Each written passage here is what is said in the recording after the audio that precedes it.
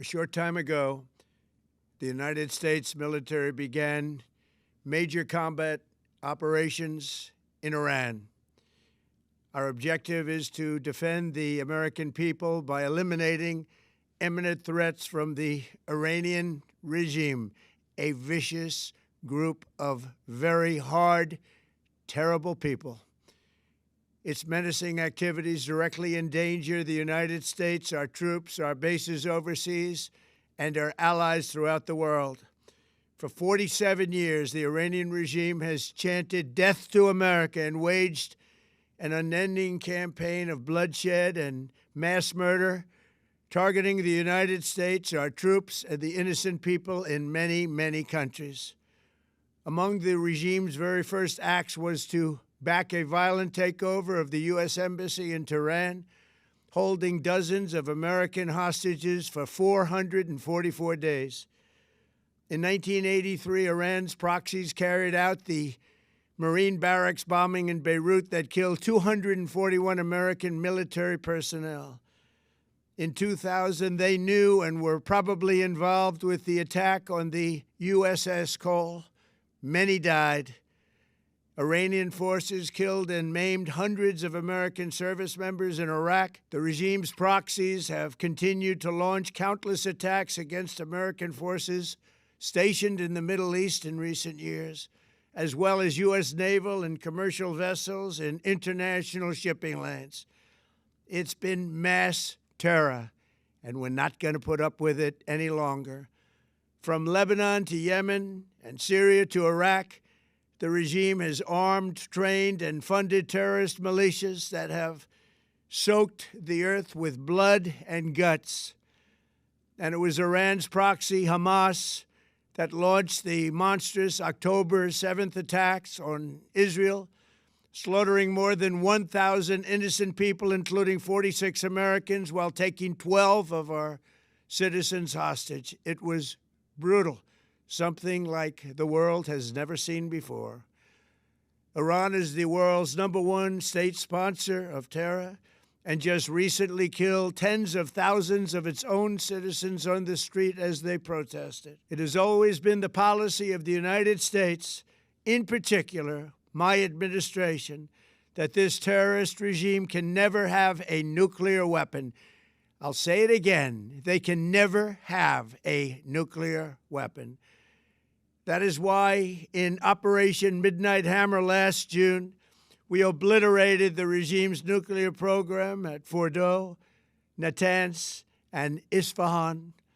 After that attack, we warned them never to resume their malicious pursuit of nuclear weapons, and we sought repeatedly to make a deal. We tried. They wanted to do it. They didn't want to do it. Again, they wanted to do it. They didn't want to do it. They didn't know what was happening. They just wanted to practice evil. But Iran refused, just as it has for decades and decades. They've rejected every opportunity to renounce their nuclear ambitions, and we can't take it anymore. Instead, they attempted to rebuild their nuclear program and to continue developing long-range missiles that can now threaten our very good friends and allies in Europe, our troops stationed overseas, and could soon reach the American homeland. Just imagine how emboldened this regime would be if they ever had and actually were armed with nuclear weapons as a means to deliver their message. For these reasons, the United States military is undertaking a massive and ongoing operation to prevent this very wicked, radical dictatorship from threatening America and our core national security interests. We are going to destroy their missiles and raise their missile industry to the ground. It will be totally, again, obliterated. We're going to annihilate their Navy. We're going to ensure that the region's terrorist proxies can no longer destabilize the region or the world and attack our forces and no longer use their IEDs or roadside bombs, as they are sometimes called, to so gravely wound and kill thousands and thousands of people, including many Americans. and we will ensure that Iran does not obtain a nuclear weapon. It's a very simple message. They will never have a nuclear weapon. This regime will soon learn that no one should challenge the strength and might of the United States Armed Forces. I built and rebuilt our military in my first administration, and there is no military on earth even close to its power, strength, or sophistication. My administration has taken every possible step to minimize the risk to U.S. personnel in the region. Even so, and I do not make this statement lightly, the Iranian regime seeks to kill. The lives of courageous American heroes may be lost, and we may have casualties. That often happens in war. But we're doing this not for now. We're doing this for the future, and it is a noble mission.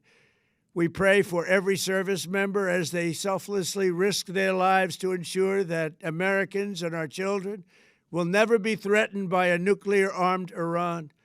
We ask God to protect all of our heroes in harm's way, and we trust that, with His help, the men and women of the armed forces will prevail.